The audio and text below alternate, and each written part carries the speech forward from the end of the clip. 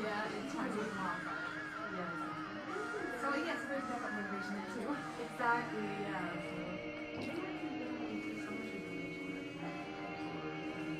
And we need, feel free to step. My office is right behind the door heading out this, not the end where gyms and the office staff is. Yeah. I'm on the other end, but right by the door. So if you need help, come on by, or if you want to talk there before you get out, show the houses. We're all here to help. We've all been here. Everyone says that. And we all meet it because when I was there, I was like, hey, I've got to have questions.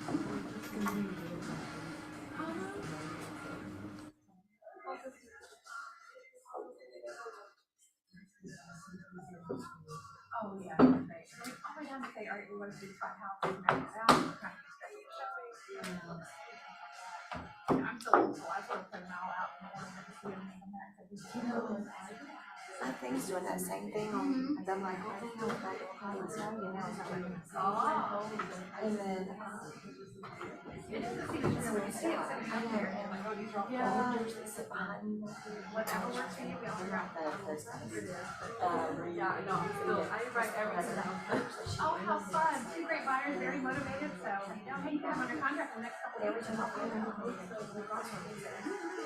You're welcome. thinking to set up a text. I'll show you the size. Good morning. Good morning.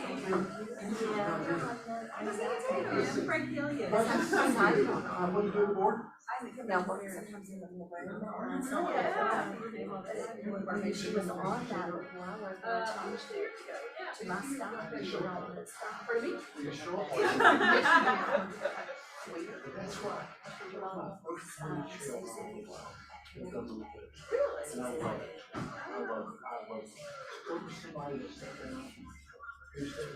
Because what I'm trying to do is do what you do. It's just a Well, you can still be on it. Yeah, I was gonna say, we might ask you to come back and do another round. No. Been there, down there, Everett's t-shirts, a bunch of, Oh, okay. bunch of awards and outlets like that. Reggie like that. Hey, we just picked a new Phoenix Award for this coming up here. What'd you say? We just picked a new Phoenix Award for competition for this time.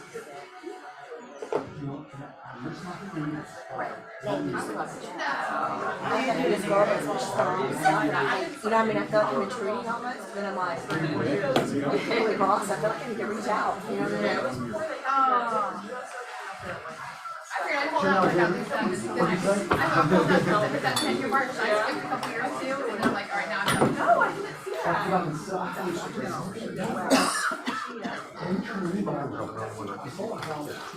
Yeah, I'm very passionate about today's topic. You shut up, why not? We got really fancy. I'm very good to see you. That's a serious question. Thank you for that. Hey, Dottie. Hey, how are you? Good to see you.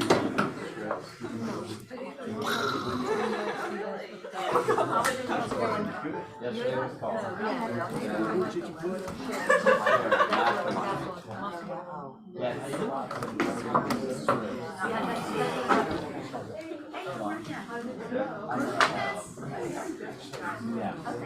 Good morning. How are you? Well, sir, this is the one from the morning. You're coming back to me.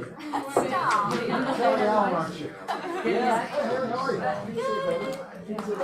How's that baby? Hey, Jordan. Hi, how are you? How's that brother of yours? Oh my gosh, he is a mess. He is a mess.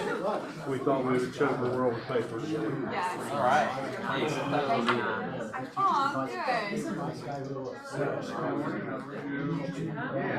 Oh gosh. No, zero. You know what? Sorry, I He may be here before you know it. Session. Yeah. I trust it was riveting and fabulous. I missed it. I don't know about that, but A little 2-year-old. I have morning meetings.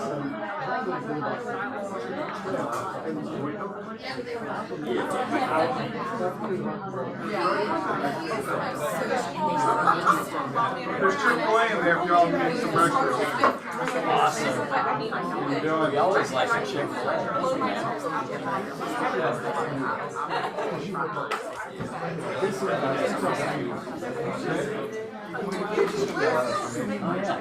I always need my son's skills. And he hides Is this your application for restoration? Rob, is this your? That's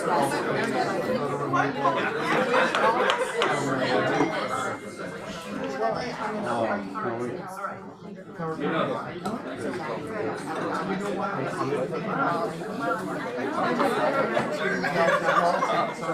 on, guys, let's go and get started. Somebody give me some good news. You just like me. What's the best news out there? What was the question? What was the best news out there? Or What's what the best is? news out there right now? I want to get some news. What'd you say? All right, exactly right. I'm gonna give you a quote from Andy Stanley. Hello. Andy Stanley, we're starting. He's one of my favorite speakers. I love him, but he says, your opinion does not matter, your vote does. And I thought that was brilliant. Your opinion does not matter, your vote does. Guys, go vote today, please. Even just stand in line, go vote. Rob, I have some great news. tell me. Last night, I did not lose the lottery. I did not. Still alive. She forgot to play. No, because It was late. no, they messed it up and they're redoing it this morning. So Can we still go buy tickets? no, you can't. Good. No, they're gonna redo it this morning sometime. So there's still a chance that some of you might get like a nice little present. How many tickets did you buy? If I won, 10, I play the same numbers for 20 years. You would what? I didn't hear that, but I know it's wrong. Anyway, guys, good day. Thanksgiving's going to be here before you know it. So every Thanksgiving, we typically have a Thanksgiving feast here. We typically have it on the Tuesday of Thanksgiving. This year we moved it. We're going to have it next Tuesday. It is a wonderful time. Cook something that you love, bring a pie, whatever, and come. If you get up that morning, you haven't done anything, come on anyway. Do we always have a lot of food out there? Yes. There's always more food than we can do, so guys, so please come, it's a really fun time. It'll be next Tuesday, we'll have abbreviated meeting, and then have the luncheon at 11 o'clock, and again, do not be worried if you cannot bring anything, just come, but we'll have more food, we always do. Usually the Morgan family cooks for 50, and so there'll be lots of food there, and Morgan usually brings his, They bring a ton of so don't worry about it. What? They're not gonna be there. No, I'm talking to Now everybody brings. I don't care if they don't. I know. They need to bring their food. Yeah, there won't be extra next week. No, they can't send food. Rob? I know I'm talking too much already, but I would like everybody to look down at Jim's feet and see how stylish I love he it. is. I was about to say the same thing. I know what. It is very Ferragamo made of Tennessee. I know what I want for Christmas. That's actually the Hermes. Yeah, okay, I can't even pronounce. Who knows what Hermes is? I don't anymore. I know it used to be expensive ties I don't wear anymore. Your grandkids got them for you. Exactly right. No, actually, so Pat Flood, I saw him at the meeting with Doug Duncan. Who was at the meeting with Doug Duncan? How was it? Wasn't it fabulous? Anyway, and I looked at him, I said, Pat, your shoes look like 14-year-old shoes. Then you need some, so he bought me some. Bought me a pair of shoes. No way. Awesome. And so anyway, guys, it's a good day. Any other good news? Any other good news? I got something, Jim. Tell me. I just want to, I never get to do it, but I just want to pass on some, I'm not as much on social media, but I know that Courtney told me she made a post about Camilo, and that's what I wanted to tell you. We were in a situation here, and in a closing Courtney closing was the listing agent, but I came in, and there were two Hispanic buyers who, when we got in, they were very nice, but they let me know very quickly that they didn't speak any English, and that their agent was supposed to come, and this agent never showed up. And I don't remember who it was, but he thought that we, probably had Hispanic speaking, just a translator or something, which we can get.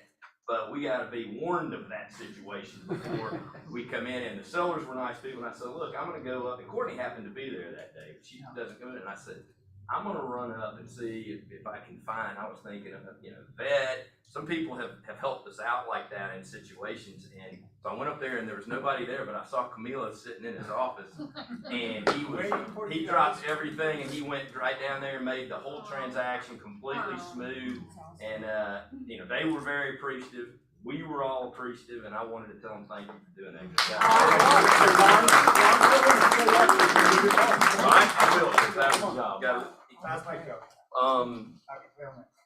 I'm glad you were here today, so I remembered that. But, all right, guys, I'm Lon Thomas and Brown. For some of you that don't know me, but I got 3 things to tell you. Carrie left me strict notes, as you can see. She's out at the Align and Thrive. Is that in Austin? Yes. Okay, she's out at that right now. She'll be back on Wednesday, but she wanted me to say and announce, and I know Kimberly puts it on the screen. Yeah, that right there. That class that Cheryl's teaching. You guys know y'all know about Cheryl. Everybody knows about her teachings, all that. But she's also on the committee. Rob, what's the committee that she's on with the GAR? Contracts and forms. Okay. I didn't know the formal name of it, but it's where obviously you do all the people sit in there and bat around the ideas and make your contracts for you with competing ideas. And she has been on it a long time, and she's got a lot of insight when she teaches these classes. And most of you have seen, heard her and been to her classes. But this class will be on the 17th, 3-hour CE, and it's one of the first ones talking about the new contract, I believe. Or this one's up. She gave me the wrong one. This is on the 8th. Okay, so this is one about the new contract. This is a different one, so go with that. Don't go with what Carrie dropped off or one of the girls printed off for me, because this is not right. So that is correct. I know about, I think the announcement was made that Thomas and Brown became a new affiliate with the West Cobb Keller Williams office, which ironically is where I grew up and over where I still live and where Mark still lived, and we kind of like the fact that we never had any office in that area, because we could go to the Publix and not have to answer questions about surveys for the last 30 years. But there was a lot of natural reason for us to get involved there, so just keep that in mind. I'm going to be here. I'm going to still be in East Cobb, where I will always be, and accessible to you guys. Always call, whatever. But keep it in mind if you've got deals that geographically it helps you out to close in that office. They're renovating that building. I don't know. I was over there last Wednesday, and Charlotte Steed had it. She's the one that had that building for a long time, and I had been in there a few times then. But it's totally gutted and been renovated now. It's going to be really neat when you get in there. But the conference room and all that's right at the front. It's an easy entry place for your closings without having to get involved in the office at all. So just keep us in mind on that if it helps you out geographically, as well as if you're co-opting with an agent over there. So other than that, I don't have anything. Do you guys have any questions for me or anything you want to? Awesome. I'm always accessible. So if something does come up, I was talking on the horn last night at 8:30 for a good while about a few issues. So never hesitate to reach out if you need anything. Thank you guys. Thanks a lot. Well, good morning, everybody. Good morning, y'all. Keep Danielle in your thoughts and prayers. She's sick, running a fever. So many people sick right now. So a couple things. So on your desk, you've got the world's best coffee cup. That is awesome. They really are good. When we first got these, I realized that this was my favorite cup. So, and if you need an extra hot chocolate, Rob said you can have his. Right, Rob? Wow. No sugar. That's right. Keeping you accountable. So a few things, guys. We're choking the world with paper today. So first of all, anybody know what Friday is? Veterans Day. What's Veterans Day about? Honoring. Okay. How's it different than Memorial Day? Well, you know what? It's funny because people do blur those in their mind and they don't remember the difference. So on Friday, make sure that you give a sincere, appreciation to folks who have served in the military, because, we're grateful for them. And for those of you here, Rusty, I know you have, who else in here served in the military? Just you, Rusty? Okay, thanks, man. The greatest branch of That's the military. sincere. They deserve it. Yeah, Something like that. this is two of them. One is hoorah, and then the other for the Marines is. No, hoorah is what they say, but yeah, Semper Fidelis. That's Latin in case y'all didn't know. And the other thing that I wanted to show you is, so on our, VA loans, we don't have any lender fees on our VA loans. There's no, or lender fees at all. There's no credit report. We don't charge credit report fees. We don't charge flood cert fees on any loans. There's only one, we only have one lender fee on our loans, a flat $12.99. No separate underwriting processing, credit report, flood cert, any of that stuff. No application fee, none of that. Most of our loans have a $12.95 flat fee. There is no fee on our VA loans. So this is a great benefit. It saves our veterans a little bit of money. We're good at them. We like them. So make sure that if your client needs a VA loan, we get to help them. The other thing I wanted to show you was we've been having a lot of conversation recently about if you guys are seeing some pricing concessions out there now, right? So Danielle had a deal this past week. This was crazy. $15,000 price reduction and $15,000 seller contribution. You think that house might have been overpriced? Not sure. Anyway, so that's extreme. But the question is, your client, probably their first thought is, well, we need to get them to reduce the price, right? Is that probably because that's all that a home buyer can think of? We have talked about it here before. That's not the best use of that money. The best use is either to pay closing costs, obviously, which keeps money in your client's pocket, or to use it to buy down the rate. And there's two different ways that you can buy down the rate. One is a permanent buy down, where they're lowering the rate. Let's say today, in the illustration here, what this is if I do a presentation for your client, this is the email that they're going to get, and you'll get a copy of it. Now, when you click on it, would you mind doing that? When you click on it, oh, now you get to type your name in, Kimberly. It's going to pull up something that looks a better format of what you've got on your desk right here, this document right here. It's going to give you the comparison. So in this scenario, we've got an East Cobb home at $500,000, and there's a 20% down payment. They're putting $100,000 down, and we're saying this is the loan just as it is. This is a permanent rate buy down. This is a temporary buy down, the 2-1 buy down that we talked about, and this is the price break, getting them to lower the price. And it shows them, if you could scroll up a little bit, these numbers right here are not correct. They should have been all 310,000. So I obviously didn't send, and it doesn't match what you've got on your desk. Great job, Reed. Anyway, so if you look at this, what it does is it's going to show the break-even point. Your more accurate representation is the one that you have on your desk. And in this scenario, if you look right about the 4.5 year mark, all of a sudden the permanent rate buy down starts to make more sense. Now, your client is going to get in this presentation, there's a slider right here. So you can slide it out to year 3, year 7, year 8, year 10. You want to slide it a little bit. So then it'll readjust the chart, and it'll show where the break-even points are and how much money one option will save over the other options. So if you've got a client that really likes to dig in and is a bit analytical, this can be a great tool, and it's easy for them to decide at this point. It shows them that at year 10, the permanent buy down by far is the better option, because it's going to be $10,000 cheaper than the next closest, which was the temporary buy down, and that's at year 10. So just want to offer that to you. If you have a client that's trying to decide, what to do with a pricing concession, we'll be happy to help you make that determination. The 2-1 buy down is great if the client's biggest concern is initial payment shock, right? But if they think that they're going to be in the long term, and they would be satisfied in this case with like a rate in the lower 6s rather than 7, you'd be better off to use the money to buy down the interest rate, because then they're going to have the savings over the long haul.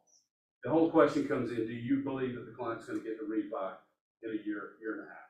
If you do, the temporary buy down is better. If you're not sure, the permanent buy down is better. So, any questions about that? Be happy to help you guys. Yes, ma'am. Is there a limit? As to how much can be used? Well, total points and closing cost, is there a limit? Absolutely. Yep. It depends on the 20. Now, the interesting thing on the 20% down payment is that the seller can contribute up to 6% of the purchase price. Now, the other problem with that you guys are thinking about in the back of your mind is that the federal government has another calculation. It's called a qualified mortgage.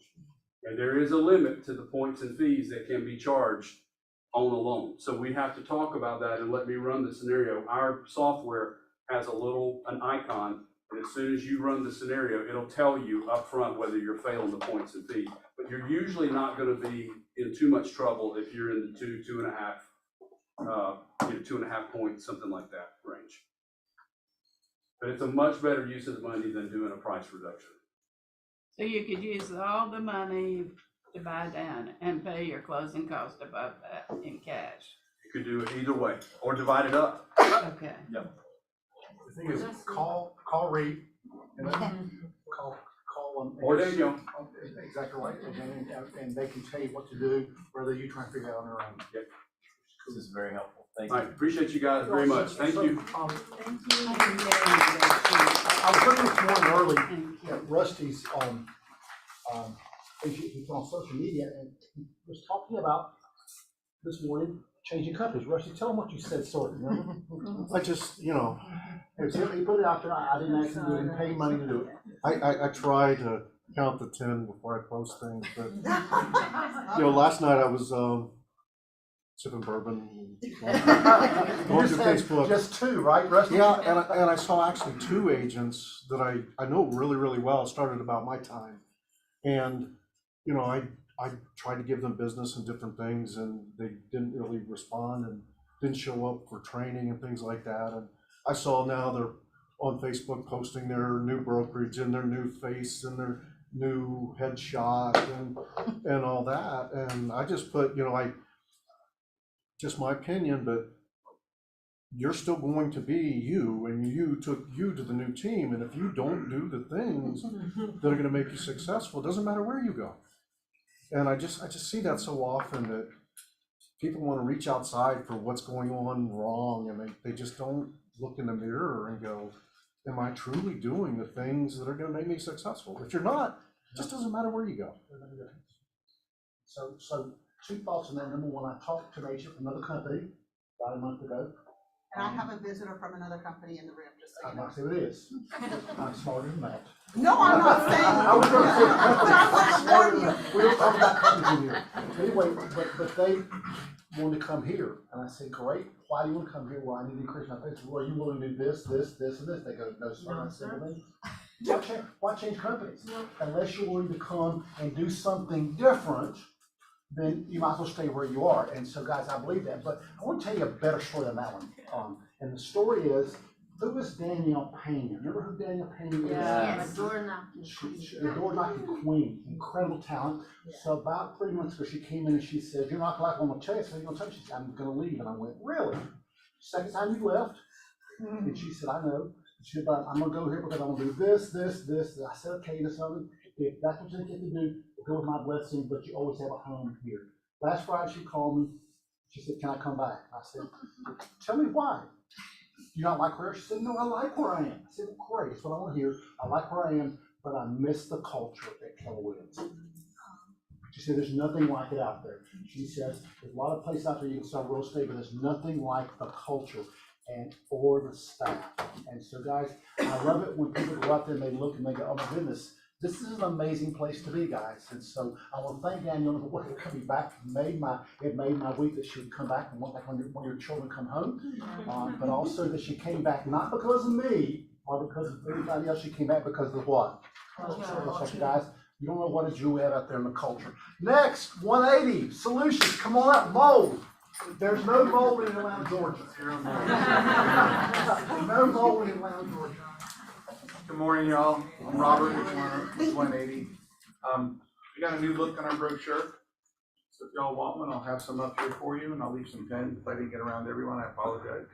So, but yeah, we specialize in mold and odor. So how do those two kind of go together? Have you ever had mold remediation done, but there's still the odor of mold behind it? Because, you wanna know why that is? Yeah. Because traditional methods of mold remediation aren't gonna always get rid of the odor. And what might happen is they might have left even some mold behind. So it's important in the state of Georgia to use a certified IICRC firm in order to have your mold remediation done. Because guess what? There is no regulation in the state of Georgia on who can do mold remediation. You know, each and every one of you go get a business license tomorrow and be a mold remediator. Does that make you a specialist in it? No. So my firm, I own it, is an IICRC certified firm. It's recognized over the world as the standard of how mold remediation should be done. And it's recognized with insurance companies all across the board on how mold remediation should be handled. Water remediation, even down to carpet cleaning, it's recognized as a standard because a lot of these things don't have to have certification. Just recently, I passed my last exam to make me a triple master in the IICRC, which makes me one of only about 550 in the entire United States that have that triple master certification. So we are serious when it comes to continuing education and continuing to educate not only you, but your buyers and sellers, because we don't want mold to be the four-letter word when it comes to buying and selling a house. That could be a deal breaker, couldn't it? Because the media's just really made mold they spread it, it's given them a bad name. Now, we don't need mold in our house, but we do live in Georgia. Mold's gonna be there, mold's gonna happen. But I can talk that buyer off the cliff when it comes to buying that house on why we can remediate this, why there's a simple solution in our eyes to be able to fix this situation. And with the market getting a little bit more competitive, you know, the houses just aren't all out there. So if there's a house that does have some kind of mold or it smells like mold, guess what? There's probably mold still around, and we can help solve that issue, especially with a lot of these flippers out there today. We just had a home, young buyer bought a flipped house, and we ended up having to remove all the brand new flooring, take out 3/4 of the subfloor, remove the kitchen.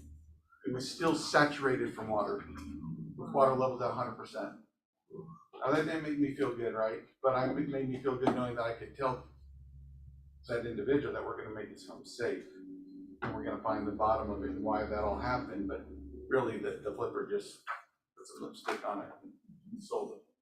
So call us out for an inspection. Especially if your home inspector finds some mold, let us come take a look at it. Let us see how severe it is. This home inspector didn't even go in the crawl space. And they're supposed to be certified, right? We're trusting them.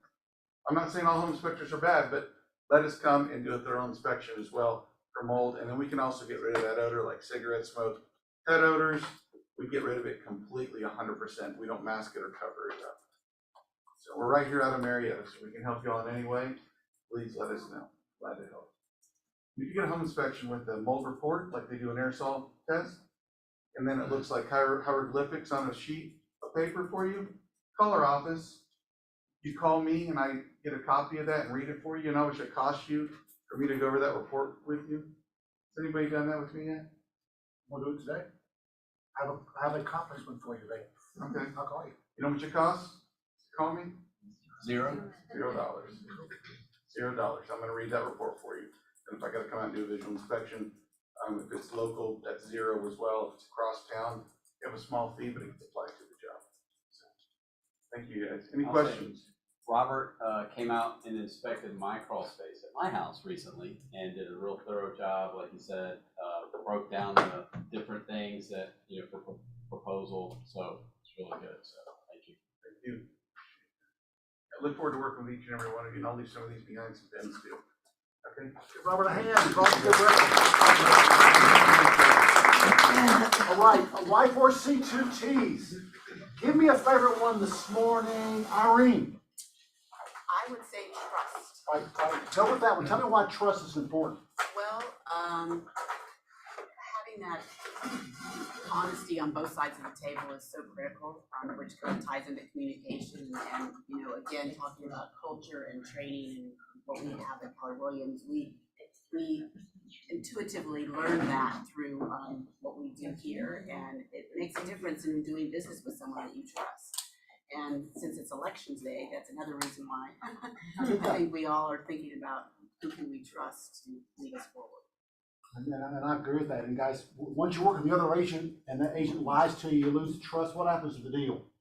It's hard, isn't it? You can't trust anything they say.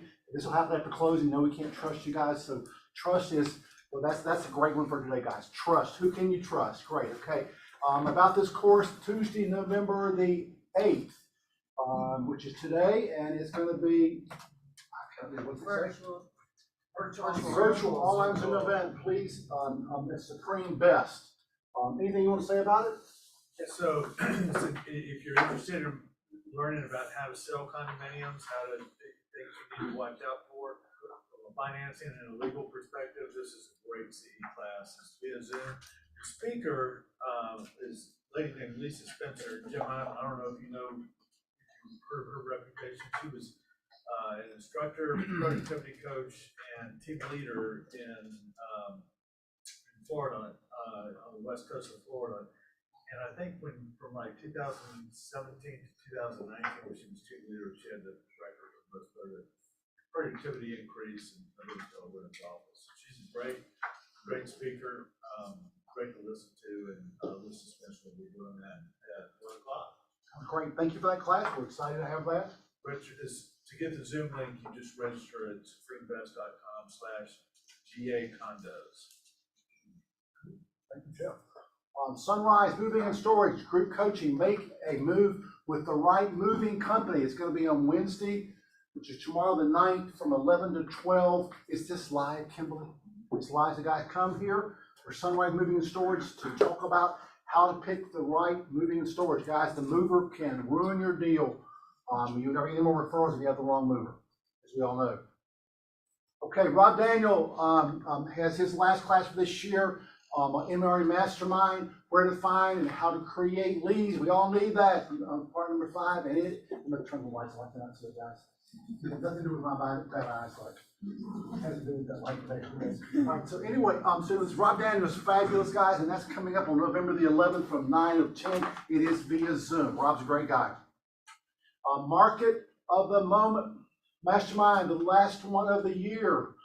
It's going to be on November the 17th from 10 to 12 live here in the office. Guys, Courtney's done a great job of coming to talk about what the market is. It's just to see what she thinks is going to happen next year. So come put that on your calendar. It usually sells out again on the 17th from 10 to 12. Next week, as I told you about, is our potluck, Tuesday, November 15th. It's from 11 to 1 p.m. Bring your favorite dish, or if you don't know how to cook, just show up and bring your favorite North fork and knife, because we'll be here. Holiday party, Punch Bowl Social, December 9th. Put it on your calendar, 6 to 9 p.m. You can come by yourself or bring a date if you would like. No children invited, just some adults. So that's on the 9th. October Campus, guys. Just some adults. What'd you ask? Just adults. Okay. Adult only, all inclusive. One more announcement. One more, yes, please, yes. Yeah, we just want y'all to save the date for, we're gonna be doing the adoptive family again for Christmas, so around the holidays. And we are gonna have a list of the schools, it's gonna be for schools, right? Yeah, we have about 4 different schools we're supporting. Sorry, yeah, so it's gonna be school-based, but just keep that in mind, we're gonna be Come asking to me people when to it donate. is. When is it? It's gonna be, we don't have We're a hoping to date. get the list from the schools in the next couple of weeks, but we're looking for 40 families again this year like we did before, and we'll wrap everything up 50 families, and we'll deliver them to the schools, not the people like Oh, we did really? last We'll year. go to the schools this year. Yeah, so that will take a little bit of the pressure off of that, but yeah. So we'll probably have like a couple weeks to shop, so start saving up your money and we'll get lists for Black Friday. And I love to shop with that kind of stuff. It makes me happy to go out and buy stuff for kids, which is great. October Cappers, one of my favorite things to do. What happens when you cap, you all? You keep all your Keep money. all your money. This should be all your money to keep. So guys, I'm proud of these cappers. We have a good list of them, guys. Christina Bramlett, let's give her a hand. Way to go, Christina.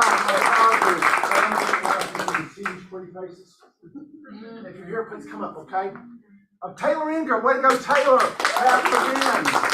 YPR chairman. Peggy Desiderios, captain again. And captain before I got you guys. She's amazing. Kelly Forrest, let's give Kelly a hand. Way to go, Kelly. Sarah and Chris Holt, let's give them a hand. Good clap, 100%. Desiree, way to go on the Jennifer Levesque team. Very good. First time captain, exactly right, Joe. Dennis O'Reilly, not his first time, let's give him a hand away.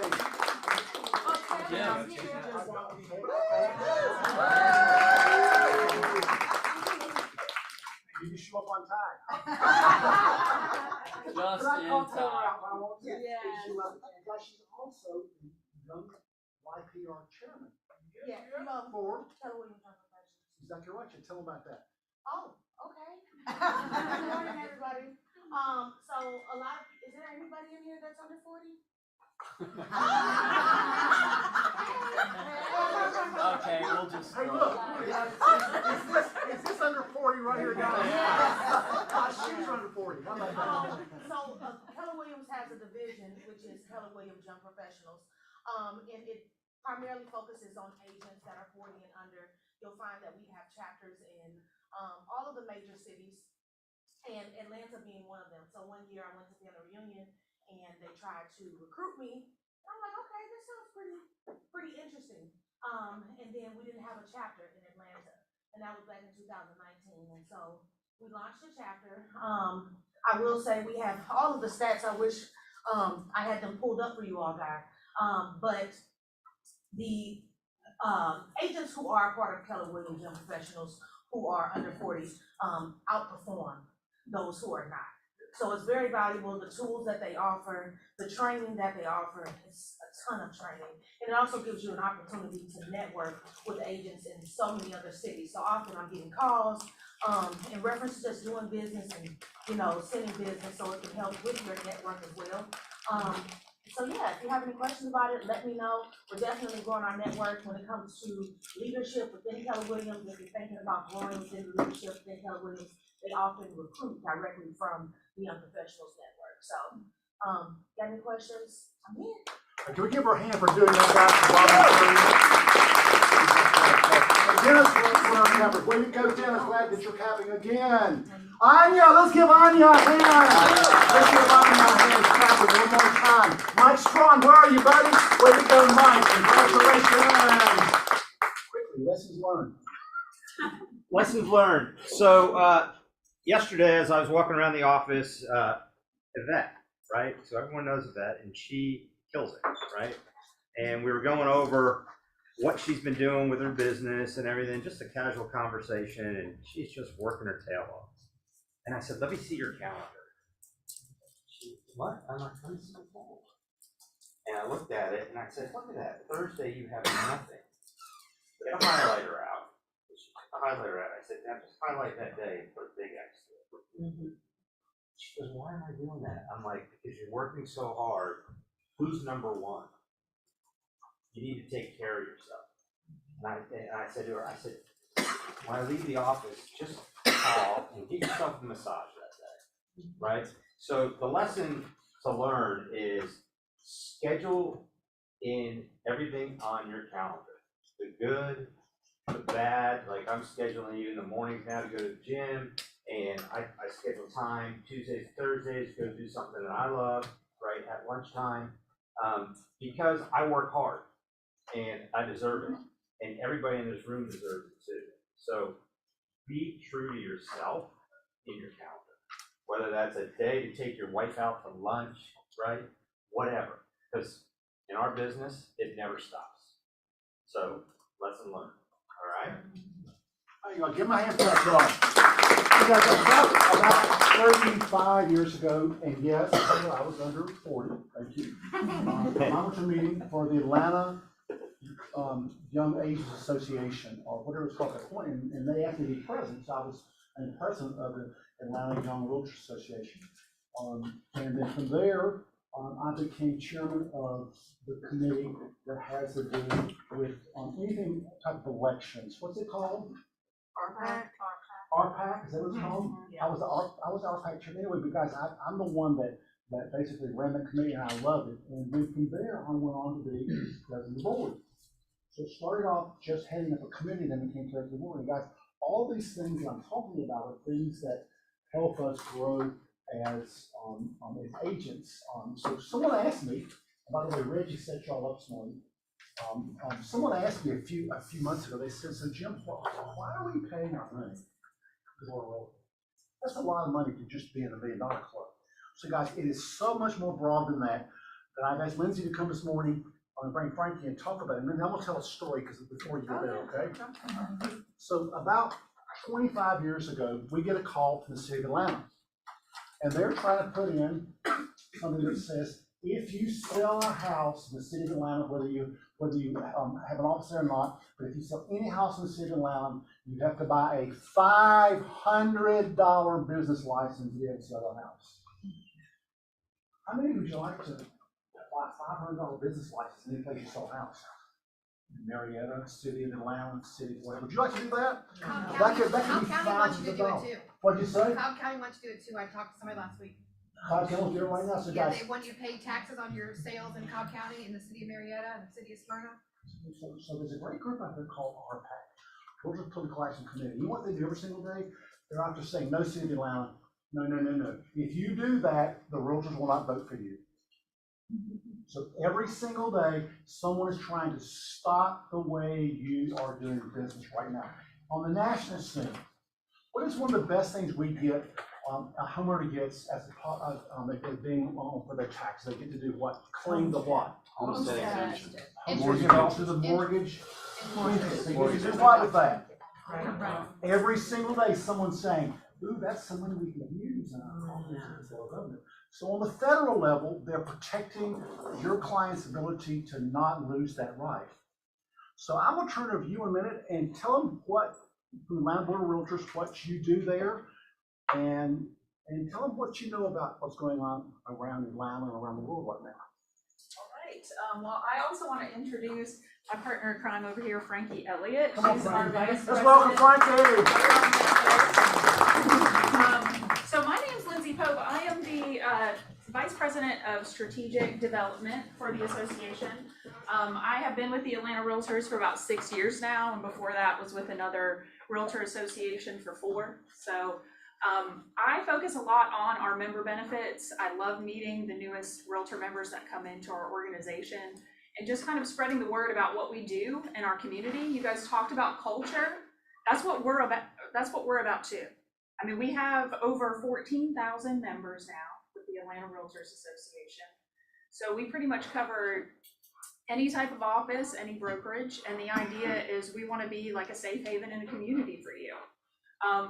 We host a lot of events and provide a lot of opportunities for folks to come together to build those relationships. And then a big part of our organization is advocacy in terms of fighting for your right to do business, as well as protecting home ownership. So I will try to give you a lot of information in a short time. If you need to run me off or wrap me up, you're welcome to just holler at me. But typically we do an orientation class for new members at the Atlanta Realtor Center.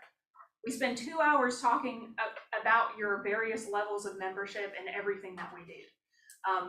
A lot of folks, they're brand newly licensed when they take the class, and you're absorbing so many things that a lot of times you walk away and you think, well, I'll maybe check this out later. So I love the idea of coming to team meetings like this, because we can really reconnect with you guys and remind you what we're here for. We're an organization that is for members, by members. All of your membership dues are reinvested back in you, and all of our leadership team and our past president here can attest to that. It is members that help drive that train and make decisions for our organization. We want to build a community that is going to support you and the life of this business in this industry. So just want to show you this real quick as a breakdown. So by being a member of the Atlanta Realtors Association, you're actually a member of 3 realtor organizations. So you're a member of Atlanta, you're a member of the Georgia Realtors, as well as the National Association. All 3 of those levels provide you with benefits and opportunities to get involved and really take off in the industry. I am just gonna highlight some key benefits today, hopefully to get you excited and walk away and maybe think, oh, I forgot about that. Or if you've taken an orientation class, maybe you didn't have time to check it out. But there's a lot of resources available. The Realtor organization has been around for over 100 years. You really do not need to reinvent the wheel. We have a lot of stuff available for you, and we have a great community of people who are just giving back in the industry. So I want to just briefly kind of go over some of those opportunities and then highlight some of those benefits on the state and national level, because a lot of questions that we get, especially during renewal time right now, is what am I paying for? You know, what am I getting with my membership dues? And I want you to walk away not only understanding that, but wanting to be a part of this association, not just because maybe your broker told you or your office is a participant. There's a lot that you can get out of it.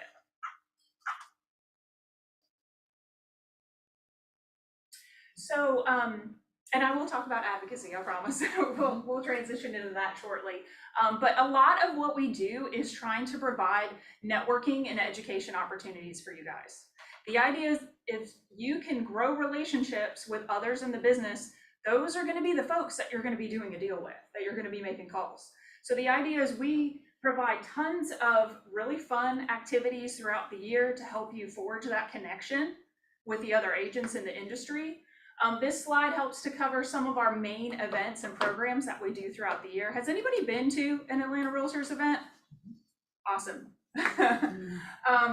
These are our key ones that we have. We have an annual real estate summit. This is going to be in February coming up, so stay tuned for that. We do have the details on our website already, but we are bringing in NAR's chief economist to talk about the market and what to expect for the year. It's going to be a great program. It's going to be at the Sandy Springs Performing Arts Center, so keep that in mind. Our Top Producers Gala we have in March, which is to help honor our sales award recipients. For those that have been doing at least 5 million in volume in the business, or if you've had 15 transactions in a year, you can qualify for top producers. If you've had a great year, you qualify, now's the time actually. You can go onto our website. We have a great relationship with FMLS as well as Georgia MLS. So we've tried to make it as easy as possible to submit your application and apply for this award. If you put in your FMLS ID or your Georgia MLS ID, it'll actually sync in your transactions now. So it's made it really easy. The deadline is going to be in January. I think it's the 15th, don't quote me on that. But if you're looking to apply, make sure you can start now. It's really easy online.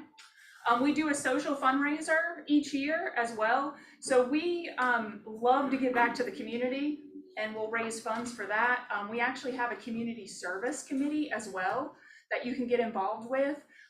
For years, we worked with Habitat for Humanity, which is a great group. Of course, the cost has significantly increased to help support that. But our board and our members helped us to realize we want to support multiple charities. And so now we've moved to a community service committee that helps identify those needs. And then we'll do a fundraiser every year to help support various charities. We have our Showcase Trade Show with FMLS. That's typically in August. We have our RPAC Chili Cook-Off, which is my favorite event. Did anybody go to that? No? Oh, you guys missed it. It's just a great time. We have it at the Atlanta Realtor Center. We're located in Sandy Springs. Where you guys are at, if this is a convenient location for you, like our office should be pretty convenient. You just go right down Johnson Ferry. But it's a great time. People dress up. We have booths, free chili. Everything that we raise helps to support the Political Action Committee. And then in December, we have our annual business meeting. This is to honor our members who are giving back and volunteering. We have special awards. This is also when we swear in like our incoming president and our new leadership team. So we hope to see you there as well. And then we do ARA town hall meetings now. So these are posted throughout the community. This is open to the public. So you can bring your clients. We get together folks from the industry, school board superintendents, GDOT, all types of things to discuss really hot issues that are going on locally in the area. We keep jumping around to different places too. And then lastly, we have a YPN group as well, Young Professionals Network. You only have to be young at heart. So if you're over 40, come on, get involved. We'll welcome you with open arms. And you'll hear more about those events too throughout the year. In addition to our events, we do offer 18 hours of free continuing education every year. That breaks down to about 6 free classes that we advertise. We do have one coming up if you're interested. It's on December 7th. It's going to be about how to be a professional, legal, ethical, and successful entity. This is actually a new class that we've had drawn up to really focus on professionalism. It's going to talk a little bit about everything, to be honest, like license law, code of ethics, everything to elevate your business. And all of our free CE classes, by the way, we do a $25 deposit. So you pay $25 to register, but we automatically refund you after you attend. It's only because our classes do fill up. So we ask that if you really plan to attend, pay that deposit and we'll give it back to you.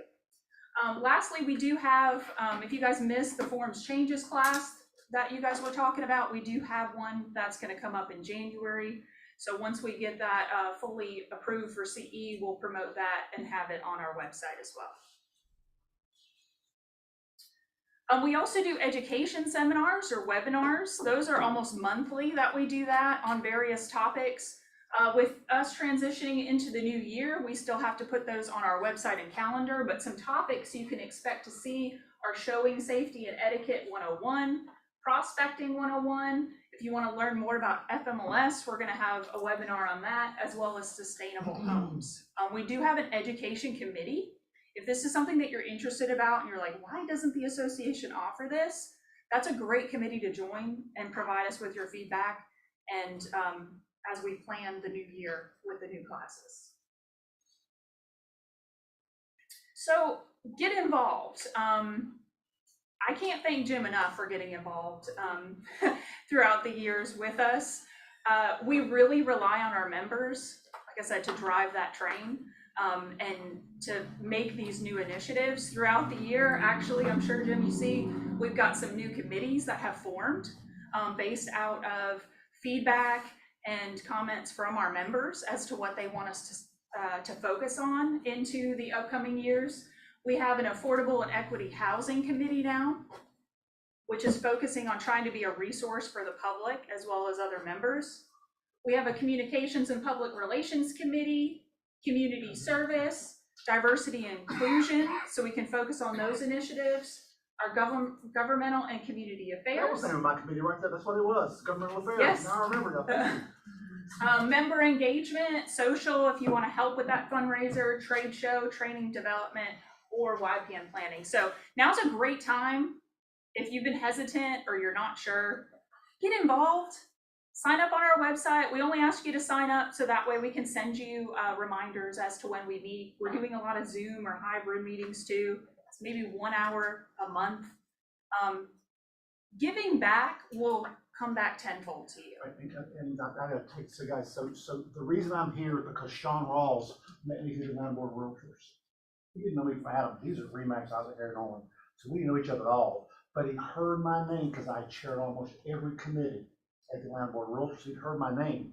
So guys, I'm here because of what I did at the Land Board of Realtors. And so guys, it springboarded me to come here and also join another company because of my involvement in the Land Board of Realtors, guys. So it does pay off, but it takes a little extra time, doesn't it, Lindsay? It does. Pick the one that you want, and guys, and just scan that code right there. Pick the one that you like, though. It'll pay you back. I was gonna mention your emerging leaders group as well, that once a year they take applications for that, and I went through that program a few years ago, and you really get an in-depth, you're growing your business, you're doing some networking with other folks, and you really get to know them on a great level, and those are people who are very active in our business. And you are involved in the board, aren't you? I am, I serve on committees as well, and I mean, it's so easy to serve on a committee. I mean, everybody, if you raise your hand, they take you, you're welcome to come. But I mean, it's great, and you should see that new building. If you haven't been over there, it's amazing. Yeah, we have remodeled the lobby and things like that. We want folks to hang out afterwards anytime we have a program. If it's a central location for you to meet a client, you're welcome to. So Monday through Friday, 9 to 5. We're open, honestly, we're open later in the evening because we do have a real estate school at our office, the Capitus Real Estate Learning Center. If you're looking for any education opportunities, they do it all. But yeah, feel free. Our building is your building. That's what your membership dues go towards. And we want you to take advantage of these opportunities. Real quickly, Lindsay, if they're not a member, because we have a lot of members here of the COB board, and I love the COB board, I was a director there too. Can they still come to some of the events? Oh, absolutely. So a lot of our events, especially charitable things, you know, we want you to bring your friends and family. We'll have it open. There may just be like a non-member price if there's, you know, food and beverage or something like that to attend. So yeah, you're welcome to invite someone else from another association. We're just a big community. We want to bring folks together. So as far as the committee, last thing I'll say about this is it really is maybe an hour of your time a month. That's it. You can join any time during the year, but now is a perfect time to do it, to get started in January, because there's going to be so many, you know, fresh faces, new people joining the committee, and they're going to be setting new goals, and we want to hear from you. So just like any membership, if you don't use it, you lose it. And so I cannot encourage you enough to get involved. And I'll talk a little bit more, if I can, about some tangible benefits too, where if you aren't quite ready to get involved, just know that it's a good value. We've got other things that you can really take advantage of. Okay, great segue. Good morning, everyone. My name is Frankie Elliott. As Lindsay mentioned, I'm Vice President of Governmental Affairs, and I spent about 22 years, believe it or not, with the Orlando Association of Realtors before I moved to Atlanta. I'm actually from Georgia originally. I was born and raised at Robins Air Force Base and went to college in Birmingham and then went to Florida State for my master's and got sucked into Florida. I never really intended to stay there as long as I did, but I'm glad to make it back home. So what Lindsay was talking about earlier and James had talked about was a little bit about government regulations and governmental affairs and RPAC. So if you really stop to take a minute to think about, there's not a single part of your business that some level of government doesn't regulate. Whether it's your licensing, your continuing education, when and how you can put a for sale sign in the yard. I'll tell you, the first issue I ever had to deal with working for the realtors was how big the font was on the real estate sign. And I was just totally amazed that people really cared about that kind of thing. And I quickly learned that they care about everything, believe it or not. And they all have long drawn out battles about the size of a font on a real estate sign. So I would love for you guys to think of us, and Lindsay talked about this, we really are here to be your business partners. Because we understand we have our own profession. And our profession is to help you all, and we know what it's like to try and manage our own professional education, our own association management, et cetera. So when you think about the association and you think about the Atlanta Realtor Center, we are really here to help you. If without you, we don't really exist.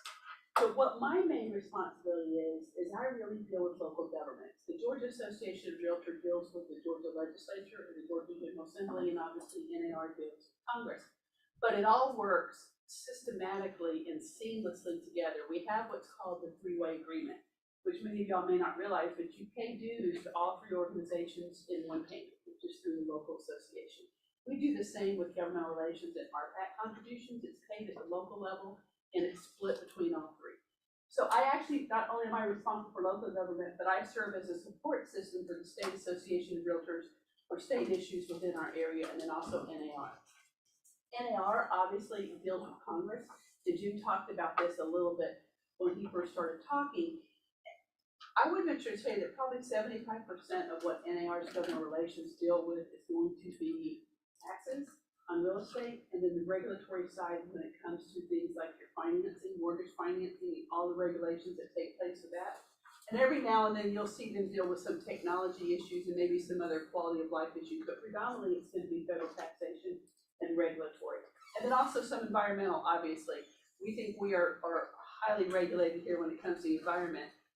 The west part of our country is far and beyond much more regulated than what we are. So those are generally the areas that NAR is going to focus on. And the same with the Georgia Association of Realtors. They're going to continue to look at state taxes and what impacts real estate. But I will tell you what they're moving more and more into is statewide presumption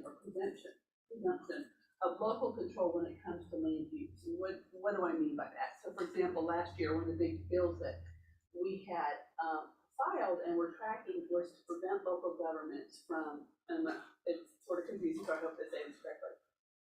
Prevent local governments from preventing or designating within a zoning district the type of residential that can be built. So what I mean is build to rent.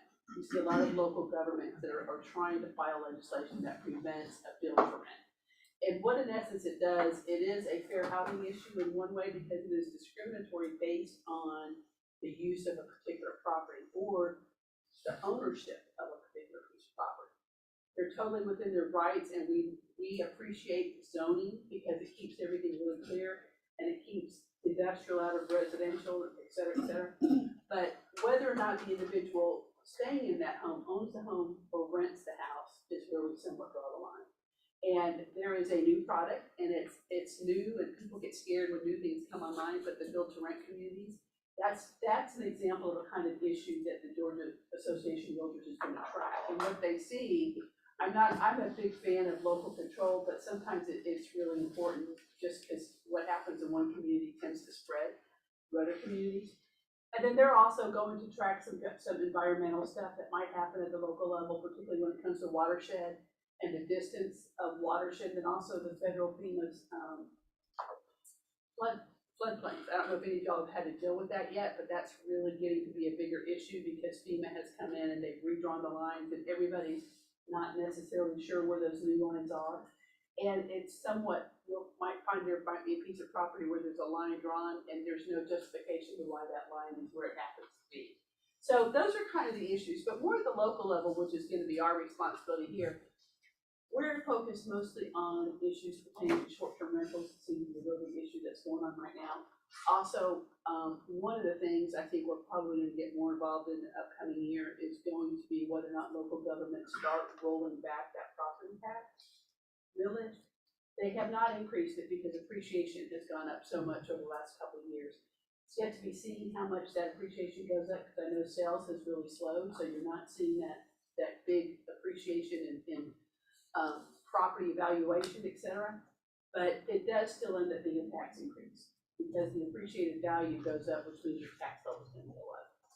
And there is a case to be made for more services are needed when more housing units come online. That's a definite possibility. We want to make sure that all of our housing units and everything has the right kind of public service. But do they really need a 10 to 15, 18% increase for 4 or 5 years in a row, right? So we're going to probably take a little bit more look at that and hopefully encourage some local governments and school boards also to start looking at rolling that back. There are many, many local governments that have taken advantage of the T-spot, whether it's for schools or whether it's for roads more. So, but they haven't rolled back that millage, which is basically what they were using to pay for that prior to that. So my responsibility is to track all that and to watch what's going on. We have a committee. We're probably the largest committee, I would say, in the association. We have about 60 to 70 members from all over the metropolitan area. I cover 15 counties for the commercial board. For the residential board is predominantly all of Fulton and a little bit of DeKalb, but we have members from, like I said, all 15 counties. And they really help a great deal tracking what's going on at the local level. But that's also something I want to say while I have an opportunity in front of you. If you all ever come up with something in a local government that you don't know or don't understand or not really sure how to navigate, please pick up the phone and call me because we're not going to know. We're not selling real estate or helping individuals sell their homes like you all. So we're not dealing with local governments at the same level you are. So if you come across something, please reach out and let us know what's going on. And if there's some way we can help you, we want to do that too. As a matter of fact, I got an email late last night where someone was having a difficult time helping her client get a property rezoned in an area. So I'll be following up with them just to find out specifically what they're looking for and whether or not that's even possible. There are so many different regulations and so many different governments that you'll drive through. I mean, Georgia has 159 counties. There's only one other state in the country that has more counties than Georgia. And then there's over 2,000 different municipalities within those counties in the state. So you could literally drive through 4 or 5 different counties and cities and not even realize it within a 3-mile, right? Just take Highway 41, right? I mean, how many different jurisdictions can you drive through on Highway 41? So it's very cumbersome, but it's very difficult for one individual to track all of let to know. You know, Jim talked earlier about the business license, of course, we were able to, that's another example of GAR presumption. It's not presumption, it is presumption, it's presumption. Where local governments cannot charge, they can only charge a broker where their bricks and mortar. So you would pay only one business license where your bricks and mortar office is. And then the agents, it's a little bit different how they treat agents, but you pay where your broker pays.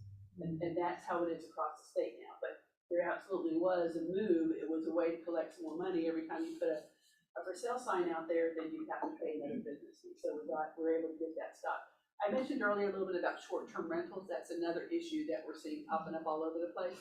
Some jurisdictions, it's just a matter of getting folks to register the short-term so that they can collect the appropriate tax on it, the sales tax for the short-term, and then also a business license tax. Because I mean, as much as we want to talk about private property and private property rights, which we certainly defend, when you go to a short-term rental, you are running a business.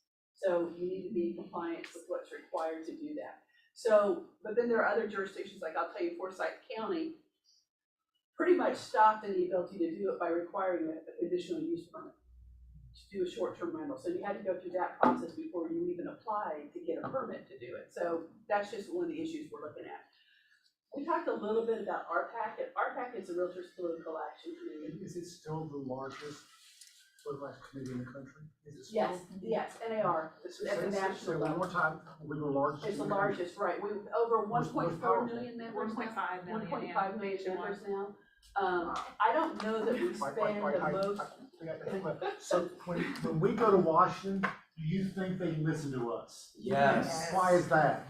Because they're the largest one, and we have a lot of voting members, don't we, guys? So guys, this in itself, you should write your check to RPAC, because that protects your right to do business. Am I saying the right thing? No, absolutely, absolutely. And Is anybody cold, by the way?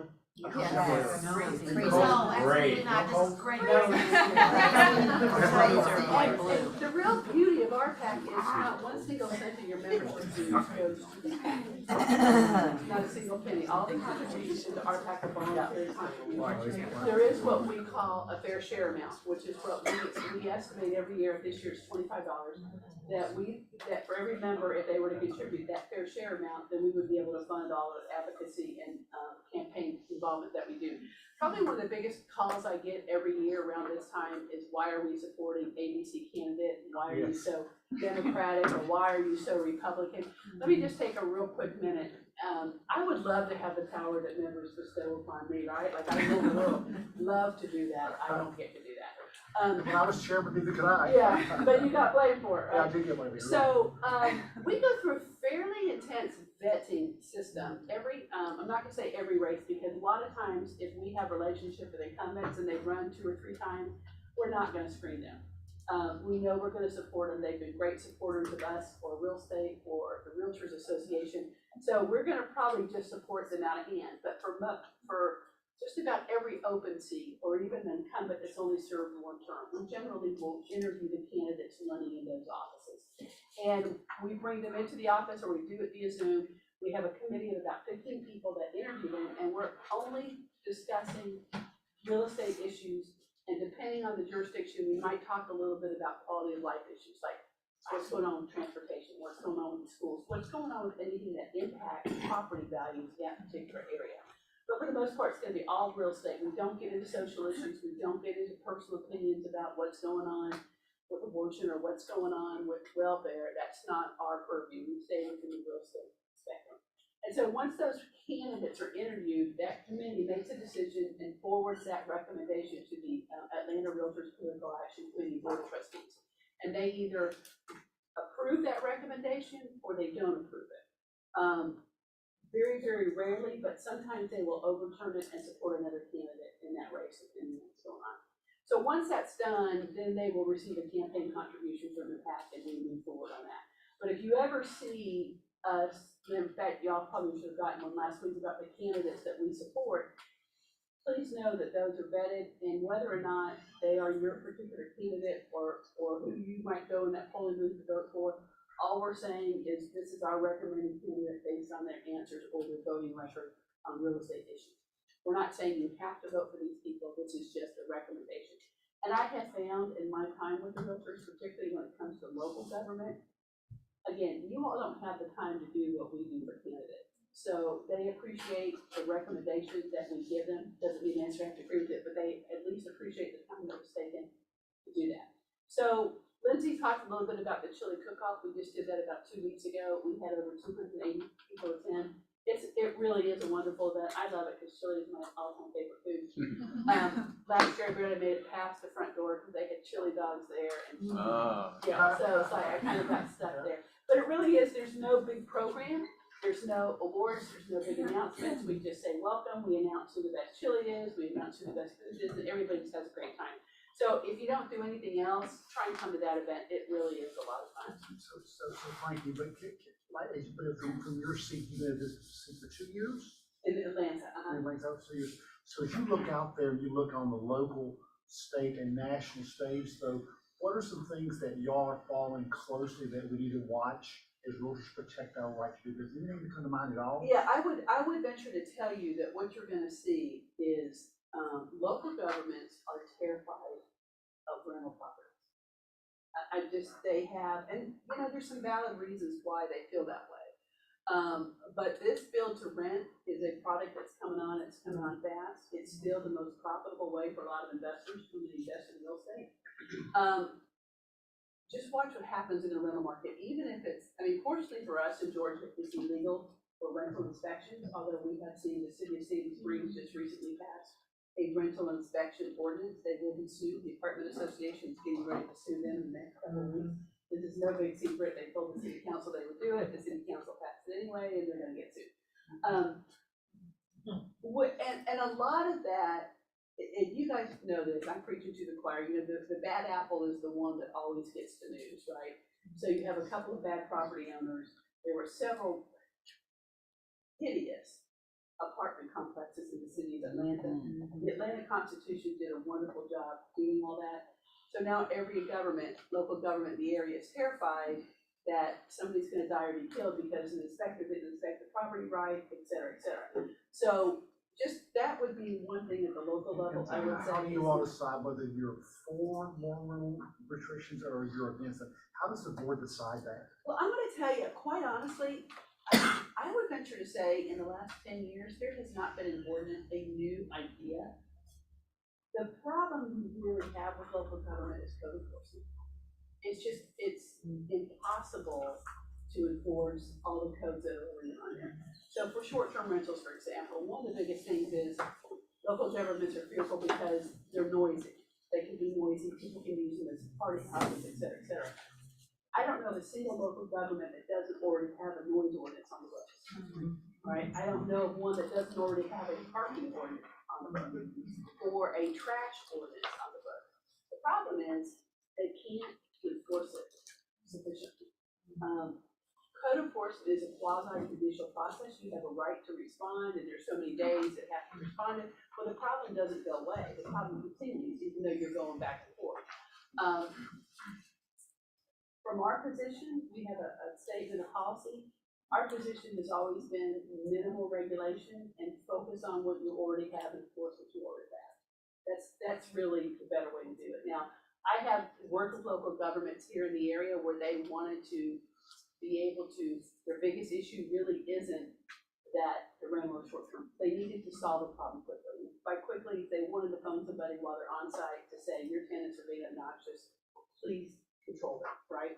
So in a lot of jurisdictions, we said that's fine when they go in for their business license that year, or they go in for their registration on that unit, require a contact, where there has to be either the property owner or their agent, right? So you have to be able to get in contact with somebody within a short period of time. And quite honestly, I know we don't necessarily want to do it, but considering the other things they're looking at doing, that's a no-brainer to me. You work with them, you give them. To me, I don't think it's asking a whole lot to have a contact or a sheriff's department to reach out to somebody, especially if that's what's going to save us from getting further regulations. Does that make sense? But one of the arguments I tell them continually is because you're only going to have somebody there for 3 or 4 days, does not automatically suggest that you're going to have worse behavior than if you've got somebody who's renting a house for a long-term base for years and years, right? you're still gonna have people making noise, you're still gonna have parking problems with people parking in other people's yards. You have problems with that with owners, right? But if it's a matter of agreeing to a contact versus the rest of the regulation, I'll always go, right? So I always think it's really important to look for the win-win. I know I was in public service early in my career, and I can tell you they really don't wake up every day and think about how they can make the public's lives more miserable. A lot of it's political, a lot of it's coming from city council members or county commission people, down on staff. So to the extent that we can go in and work with them without having to go through the legislative process and help them, I'll tell you, most of it, just like you guys, a lot of it is they don't necessarily understand how real estate works. I'll finish with this. I had a situation back in 2008 with a little town in Central Florida called Castleberry, where there was a lot of local jurisdictions who were creating vacant property registrations. So if you were, we had a lot, I'm sure you all did too, but we had a lot of properties that just got abandoned. And in Florida, you have a lot of people that have pools, where you would have water sitting in those pools, which is a health hazard, or you were just having tons of abandonment. And they're required to have fences, but the fence falls down, so it's a lot of really serious health and safety issues. So a lot of local governments pass these vacant property registration ordinances, and part of the problem was, as you guys know, there is a gray area between the kinds of properties abandoned and when the mortgage company actually takes possession over it. In Florida, it's a very judicial process, and Florida is a very strong property rights state. Georgia is too, but I have to say Florida is probably worse in that respect. So it's a long judicial process, and there's a period of 4 to 5 months where those properties, the owner obviously is no longer there, but the mortgage company doesn't own it yet either. So they can't necessarily take possession of it. We worked with a lot of local governments on that, but then Castleberry wanted to do it for commercial properties. And the staff that was trying to draft this up thought commercial properties were financed the exact same way that residential properties were. That's just a matter of finding out who the mortgage company was, et cetera, et cetera.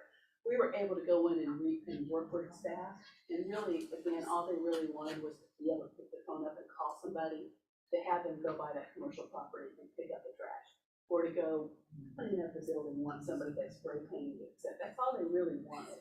So we agreed to give them the names of 3 or 4 commercial realtors that worked in Castleberry at the time, and they agreed if the city ever called them, they would track down who the owner was, or who the agent was in charge of that property, who was responsible for managing that. And the city loved it, the staff loved it, because that was a 1-month ordinance they had it enforced, and our members enjoyed it because they weren't gonna have to go register vacant property. So generally, that's my approach to it, is what can we do to help educate them, because and it's not their job to know our business, right? I mean, that's really not what their job is. It's just like, I'm sure I could never go in and tell an insurance agent everything he knows about insurance, right? So we kind of have to let local governments off the hook on some of that stuff and work with them. But I'd be really happy to answer any questions if you guys have any questions. I'll just wrap up by saying what Lindsay was talking about is, I'm here for you guys, I work on your behalf. And so I will tell you, I cannot go and lobby for a specific client for the city council or county commission, but I can certainly help you advocate on your property owner's behalf and help walk you through that process, and we'll be happy to do it. And again, if you run up against anything that you find that's going on, please just pick up the phone and let us know. I gotta say, I mean, we're lucky to have Frankie and to have a government affairs director. Not all associations in our state have one. I want to say there's just a handful. So this is a tremendous resource available to you guys, as well as our government affairs committee, just how large and what collectively a voice they have. I ask this, and I'm absolutely correct, so I don't make my other boards unhappy. I belong to several boards here, okay? So are any of the other boards in Atlanta, DeKalb, Cobb, Cherokee, do they have a political action person like this one? No, they don't, but They do not. but I don't really adhere to any strict boundary lines, because I also I work for ARA, but I'm also employed by ACDR. Gotcha. The commercial board, right? And the commercial board covers 15 counties. So, if I see something pop up in those other counties that is residential in Manor, I'll read through it. I live in Paulding County, so I'm always looking at what's going on in Paulding County. I'll read through it, and if it's really something I think the Cobb board or the Paulding County board or the road board needs to know, I'll reach out to that AE and just say, hey, I will let you know about this, and sometimes, like with the COB board, I've had. Tell them what A is. Oh, sorry, an A is the association executive, so it's the staff person that really kind of runs that particular. And I'm like, look, I'll be happy to help you, or if you wanna turn this over to your committee. Sometimes they'll say, well, if you don't mind, could you please just take care, and we will, I mean, I don't mind doing it, because quite honestly, and Reggie and I've had this conversation quite a bit, if it happens in Paulding County or even Cherokee County, it's coming. Right, it's just a matter of time, and I've had great success sometimes nipping it in the bud and having people say the realtors are never gonna let you do it, so don't even try it, right? So it's, I'm not as hardcore about lines, Jim. I always wanna respect the other board's authority. Some boards are more involved than others, but if I see it, I try and make it, And our state association, the Georgia Realtors, is a great resource. Absolutely, They for have a those whole areas that government don't. affairs team and lobbyists there that are advocating on behalf of every local association in the state. So everyone has support, we just have, You have to more coordinate it, yeah, you yeah, have to coordinate, yeah. that's a lot of what it is, coordinating, but again, the commercial board covers those other boards, so I'm looking at it anyway. So I do have some relationships with those elected officials on behalf of the commercial board, but if sometimes it's not always black and white, short-term rentals, we've got a lot of people who do property management that are members of the ARA. We have a lot of people that are building either apartments or build-to-rent units or short-term rentals right out the bat, right? So it's not always necessarily as clearly defined. So call I have a question, since you kind of do both and you kind of touched on build to rent. So my personal opinion is the build to rent is great for the investor and it stinks on the residential side because you've got a lot of first time home buyers that don't have inventory. So how do you balance that with trying to manage to two different kind of entities, residential and first time home buyers and affordability, and those investors who are just making pocketfuls of money? Because you know what I think you're gonna see, the build to rent model came about because it was profitable. If you remember back in 2007, 2008, there were a lot of investment companies. The state of Alaska's retirement fund was one of the biggest ones. They came in and started buying distressed properties, getting them back up to code, and then started to rent it. And their original plan was to rent those out for 3 or 4 years, kind of stabilize the market, and then start selling.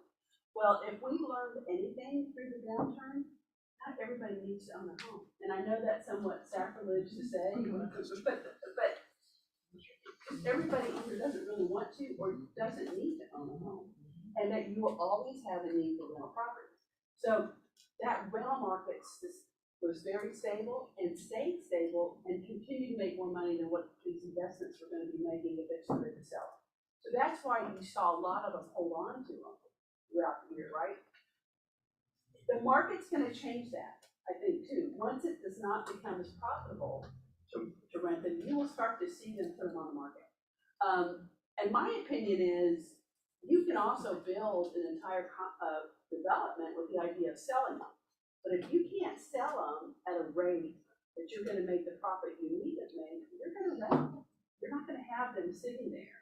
And what you will start to see too, and I'm starting to see a little bit of it already, where it's the build to rent is going to become build to own or rent to own. They're going to transition a lot of these renters into owners over a period of time. I also like to look at it, it's a different product. We've always, when it's come to housing, this is probably one of the biggest things I would tell you to answer your question, Jim, is we've got to really get our head around and change the way we think about housing. Because housing is going to change. I'm a boomer, I'm at the very end of the boomer business. I know y'all are going boomer, but I'm at the end of the boomer trail, and so my generation is definitely married to the suburban, quarter acre. We're not ever going to change. My son, who's 18 years old, couldn't care less about a backyard or a front yard, and if he could take his guitar and a saxophone or whatever and put it in one room, he's going to be a happy camper. It's just totally different. Our parents looked at housing different than the way we did. But build to rent is a third product in my mind. It's just simply a third product for housing out there. You might start to see local governments do what's called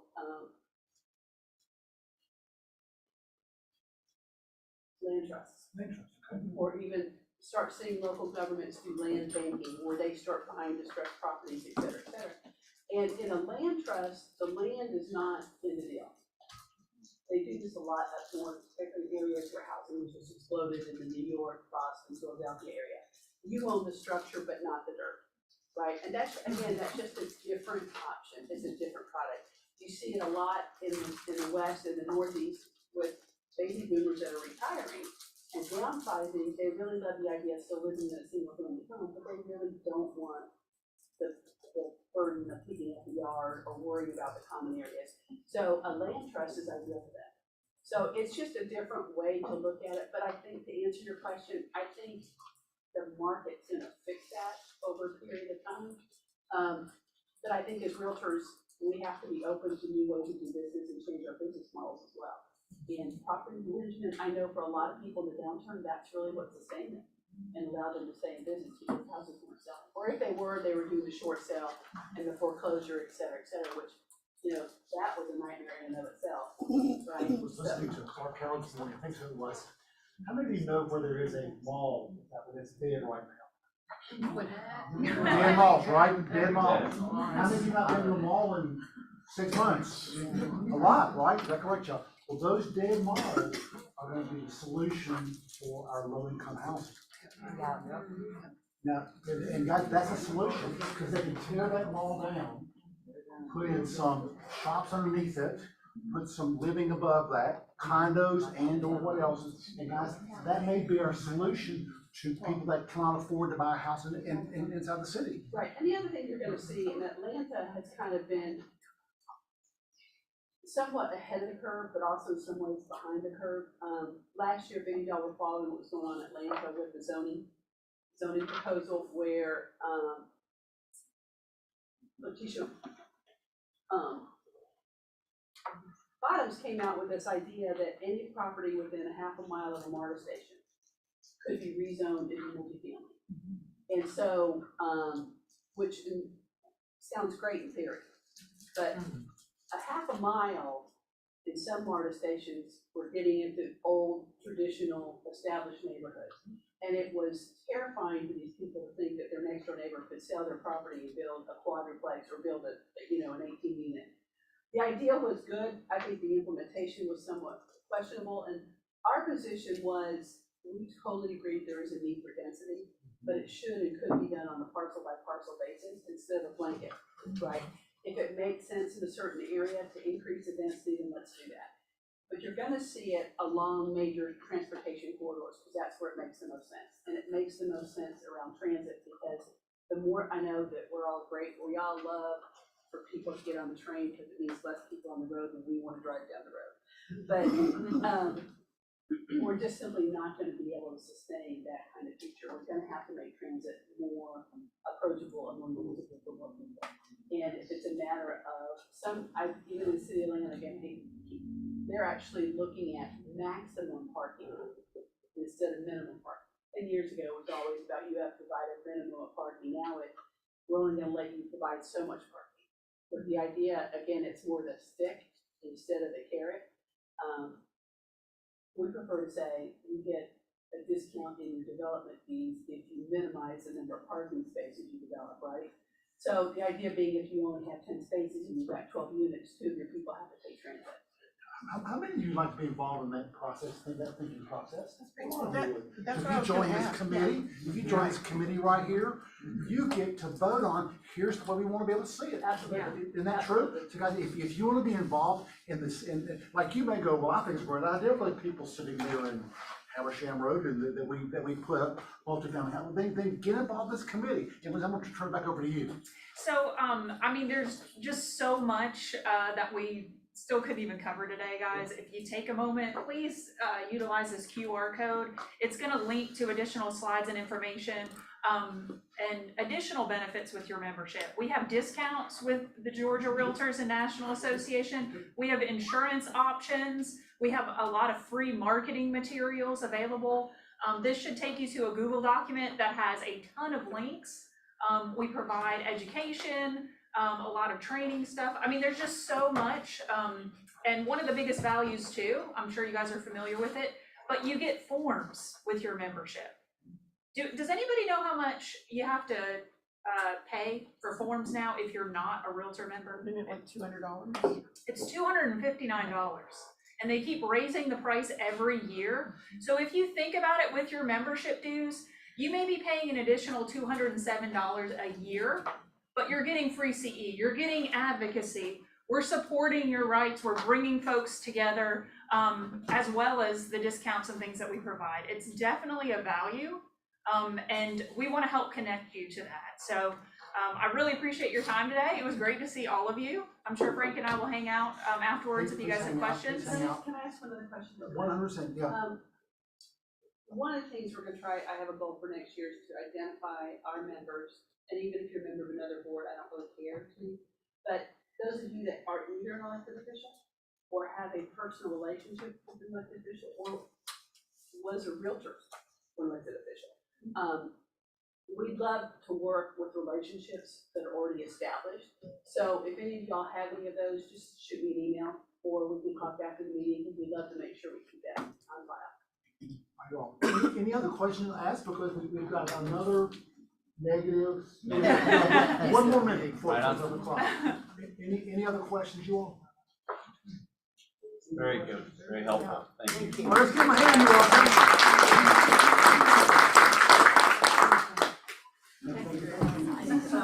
I enjoyed it.